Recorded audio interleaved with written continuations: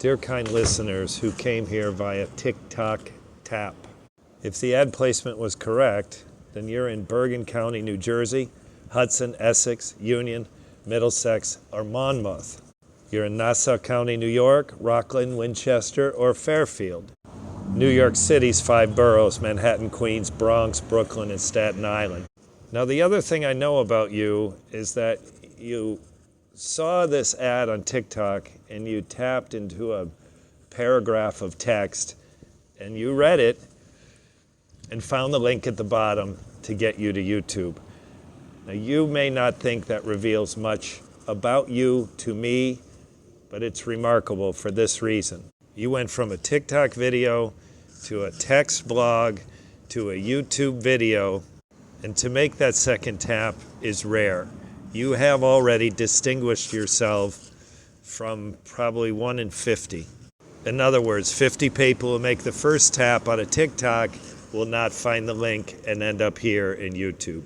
You have, and it has already distinguished yourself from many, and I am interested in talking to you if you find you're interested in more. Now here's what you or anyone can know about me. I'm Tom Duty, middle-aged American living in New Jersey near the Lincoln Tunnel. I'm a recreational blogger. Now what you know at this moment about me, provided your TikTok tap was recent, what you know about me that is not broadly known is that my search for the person I've described to sell DirecTV, my search is still active. I have not found anyone, and perhaps you're that person. Now you know that, and others don't, because the TikTok ad is pay-per-click. In other words, when you tap, I pay.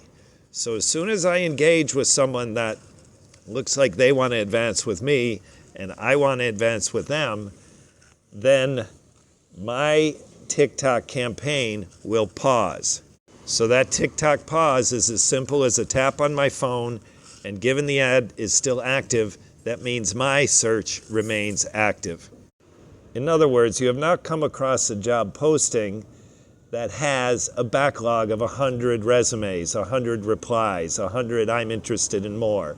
You are one of the only, or you are one of 1 or 2, very few people. So if you engage with me, you can count on me engaging with you. So the process as I imagine it is together we determine a prospective target for DirecTV. Now that place will be near you in a convenient location where you could stop at some regular basis after our first 2 sales calls are done. This would be a hair salon, a nail salon, a sports bar, a cafe, restaurant, panaderia, bodega, liquor store. Any place you see a TV shown to customers. Now in addition to that, grocery stores are a possibility because they often have TVs that are not visible to the public. They're in employee break rooms. So with that, we meet at this location. We attempt to get an appointment in advance with a boss, an interested party, a responsible party. Ask that person a couple of questions, which just means name, email address, phone, business name, address, and then how many TVs. Now, if the person doesn't have any additional questions, our sales call is finished. We leave with the person's name, business name, and contact info. I then have a written proposal generated, share it with you. After we review, we schedule and return for a second visit, present the written proposal, which is only a couple of pages printed. It's not like an insurance contract. It's relatively simple. Describe what it means, and then our second sales call is complete. Now, if you're the right person, this is where it gets interesting.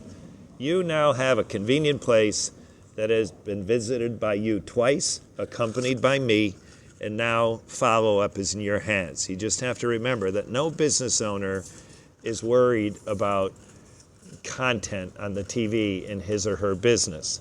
You can ask a bartender in a sports bar, and they don't even know what sports bar, they don't even know what game is on, and nor are they interested in learning. So the analogy is a parents with a young child, a toddler. The parents give the kid a toy telephone, but the kid doesn't want the toy telephone. The kid wants the cell phone.